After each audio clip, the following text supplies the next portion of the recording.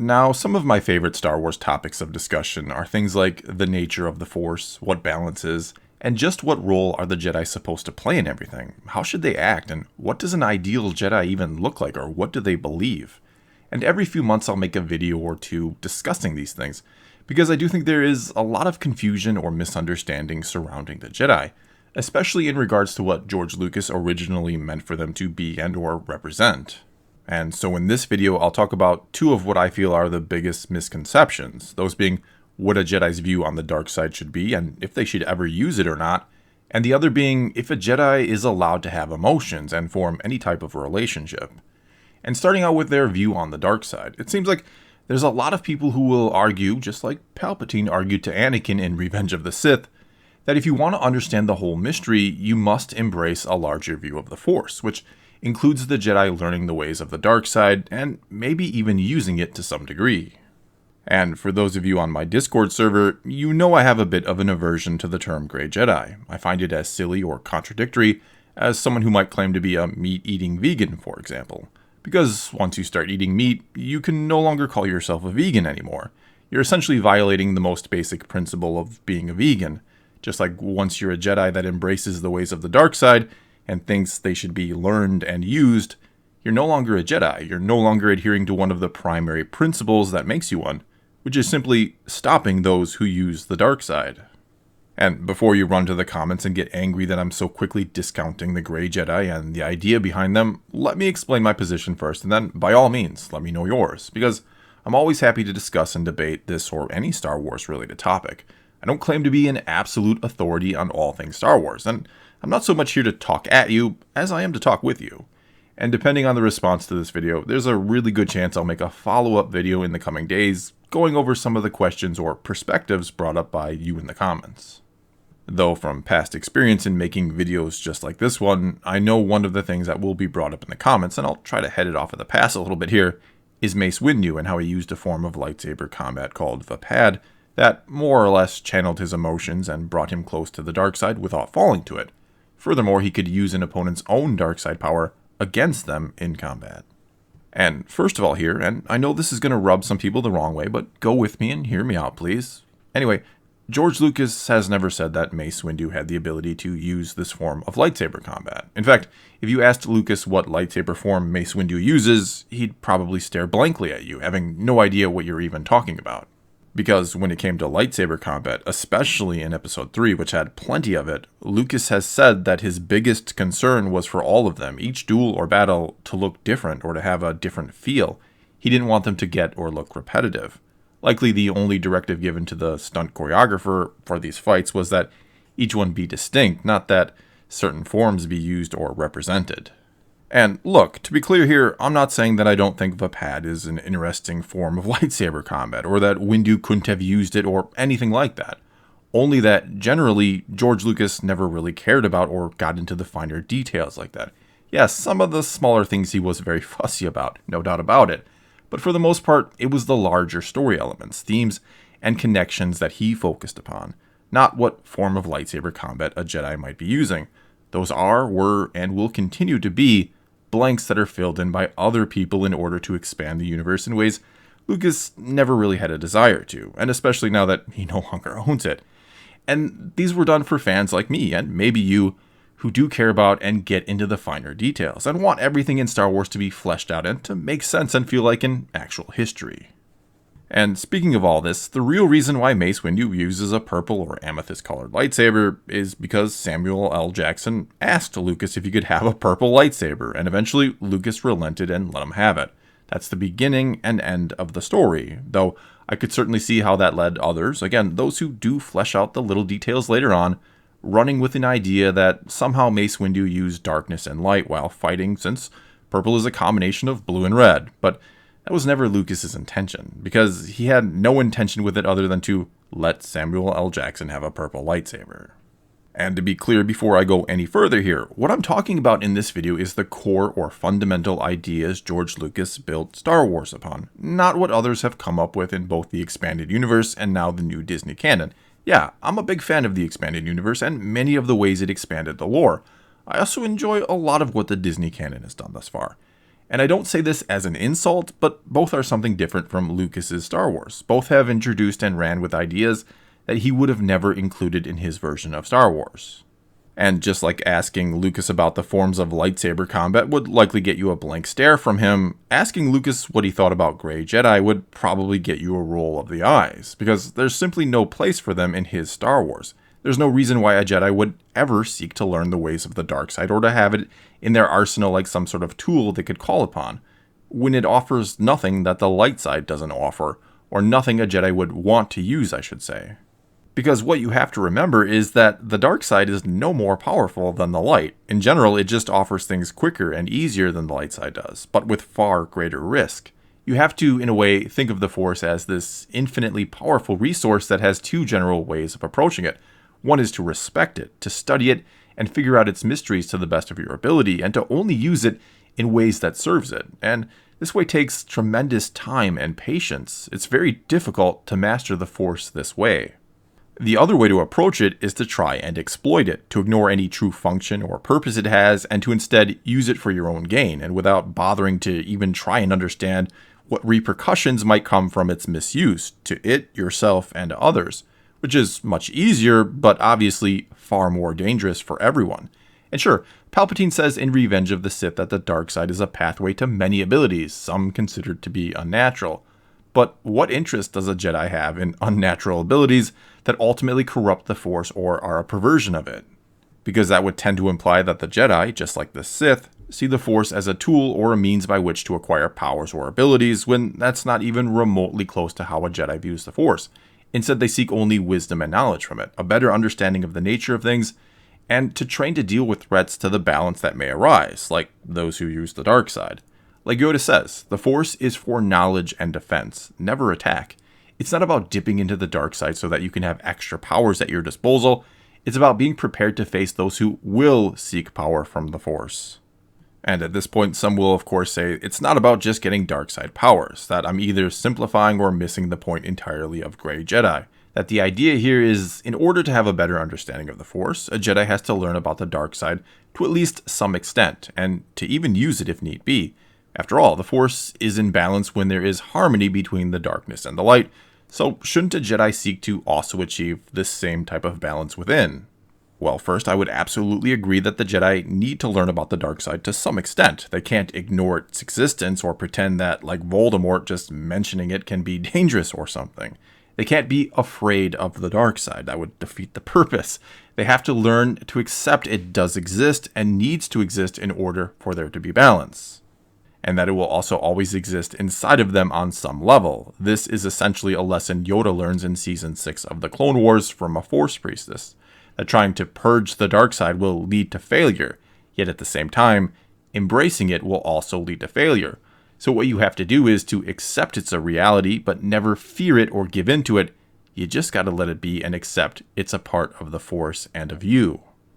In other words, no, Jedi do not exist to destroy the dark side or anything like that, but part of the reason they exist is to destroy those who would use the dark side, because it's the use of it that causes imbalance in the Force. Again, not just its mere existence. And no, the existence of the Jedi, absent of the Sith or other dark side users, does not cause imbalance, because their only intent is to learn from and serve the Force and to keep balance. The big difference between the Jedi and the Sith is that Jedi see themselves as a tool of the Force, and the Sith see the Force as a tool.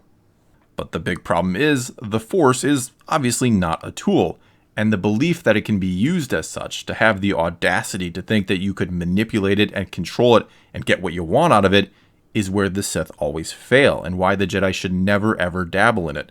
Because control over it is an illusion, one that's near impossible for the user to see or recognize.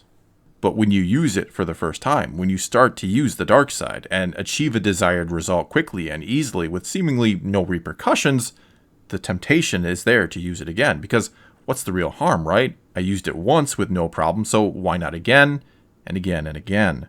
And when you first start out, you can convince yourself that you can handle this, that you won't ever allow it to be a problem, and you can stop at any time, that it will never control you and you will always remain in control of it.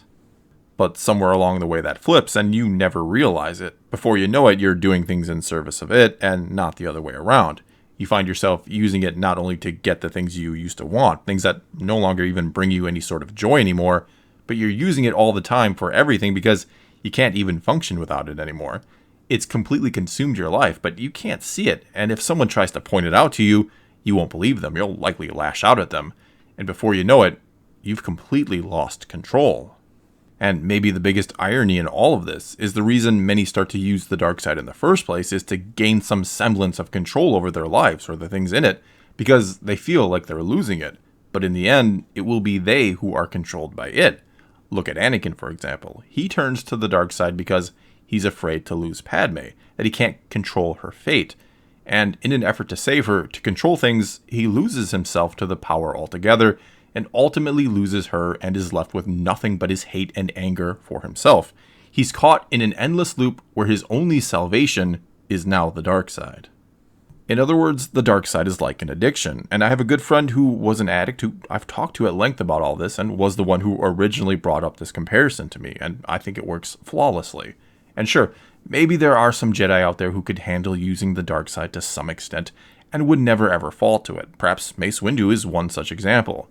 But many, many others would not only not know their limits or overestimate their abilities, but one way or another, they would fall to the dark side soon enough if they were using it. And so it makes far more sense for the Jedi to not use the dark side altogether as a rule or general rule of thumb, because again, it offers nothing that the light side cannot, and you stand to gain very little from dabbling in something that has a very high risk to it. This then relates very closely to another thing people tend to get wrong about the Jedi, or issue they have with them. This idea that the rules of the Jedi Code are far too strict or impossible to follow and sets the Jedi up for failure. And they get hung up on or focus upon what the Jedi aren't allowed to do, or what they're denying themselves, or what they think they're denying themselves, and hence what they must be missing out on in life. They focus so much on these things that they completely fail to see what a Jedi might actually gain from being a Jedi, which is a profound sense of purpose and meaning, not to mention the feeling of joy and contentment that comes from living a life in service of others, which is a concept very foreign to a lot of us who live here in the West, and are hung up on living a life in pursuit of material comforts, as if there's some type of threshold or finish line that we'll one day reach, where we'll be able to look around at all we have in our lives and nod our head and say, yeah, now I'm happy because I finally have everything I want. And look, I'm not trying to be a condescending or hypocritical asshat here, because yeah, I do enjoy plenty of material things in my life, and I cherish above all else my quote-unquote possessive type love relationships that the Jedi would obviously frown upon. My point is that what one person considers an ideal life, or one worthy to strive for, or even what a vast majority of us consider the ideal life, does not necessarily have to suit everyone. There are some who would gladly choose the life of a Jedi, the life of service to a greater good or cause, and many in our world do just that, and those people are rightfully applauded in our world, as the Jedi should be in the Star Wars galaxy. And no, I'm not saying the Jedi are perfect. Taking children at a young age and indoctrinating them in the Jedi ways before they're old enough to understand what's happening to them is a very shady practice, to put it mildly. It's one thing to willingly give up your life in service of something else. It's another thing to convince someone it's their destiny to do so from a very, very young age. Even though, yeah, I suppose you could make the argument that if the Force has given them this power in the first place, it's done so for a reason. Anyway, the idea behind Jedi not allowing attachments is that, in their eyes, the joy of living a life free of fear, the fear of losing what you have or want, and in service to others, outweighs the temporary high acquiring material possessions provides. This then leads people to say that the Jedi also deny themselves emotions or never form real relationships with others, and this is unhealthy and will lead to ruin, which isn't true. Because, of course, Jedi experience emotions. They don't try to deny they have them or that they don't exist, and it's ridiculous to think they could ever somehow be optional for them. And I know many will point to the Jedi Code and say that the very first line says that there is no emotion, only peace. But a couple things to keep in mind here is that, first of all, George Lucas never wrote that code. It's another one of those things brought to us by someone else. Next, I don't think the line is meant to be taken literally, because flat out, that's an unrealistic or impossible standard that the Jedi would never actually expect out of their own. Nor would they want them to be emotionless drones. Quite the opposite, really. Remember what Anakin said in Episode 2, that compassion is essential to a Jedi's life, that they are encouraged to love everyone unconditionally. And so the idea here is that they train themselves not to act upon their emotions, but rather to act with a clear mind, one that is at peace. It's not that they're trying to not experience emotions or teach that they shouldn't be felt or had, which brings us to Yoda's line about learning to let go of the things you fear to lose. And this ties right back into the whole control thing I was talking about before, and means they must learn to accept that some things will be beyond their control. And all of this leads back to part of the reason I believe Lucas included midichlorians in Star Wars. Yeah, I know a lot of people don't like them, or they thought they were the Force, or that they begun to quantify the Force. And I'm not saying I love their inclusion either. However, I think one of the ideas behind them was to show that a Jedi truly can hear or listen to the will of the Force if they learn how to silence their mind or be at peace, if they learn to feel, not think, or they learn how to trust their instincts rather than act on emotion, because those instincts are actually the will of the Force speaking to them. And what learning to let go of the things you fear to lose does not mean is that Jedi can't have friends or other types of personal relationships, because they clearly can and do. Look at the Master and Padawan relationship, arguably the most important relationship a Jedi has, since it influences the next generation. Rather, it's all about not allowing these relationships to dictate your actions, or the fear of losing someone you care about to cause you to act irrationally, or to prioritize them over other responsibilities. In other words, they can't get possessive or feel like they have to take it upon themselves to protect that person over all others. Hell, George Lucas has even gone so far as to say that Jedi were not celibate, that they could and did have sex. And let's be real here, it was no secret that Anakin and Padme were good friends and often hung out. I'm sure someone even noticed that he would spend the night at Padme's from time to time. This in itself was not the problem.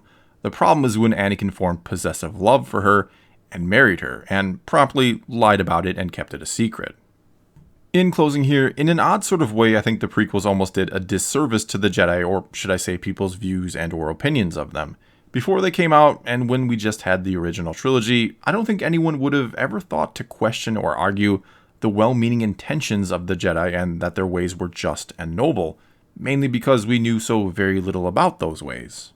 But after the prequels, and mind you, I don't think this was the intent by any stretch, but we were left to look at the ways of the Jedi as presented to us and ask if they're really all that good, and if maybe they aren't a bit too extreme and misguided. But what I think we were supposed to keep in mind through all of this as we were watching them is that this was the bitter end, or a temporary end at least, that this was the moment they finally fell after 1,000 generations, or 25,000 years, and it was because they had finally lost their way after all of this time, not because those ways had been flawed since the very start.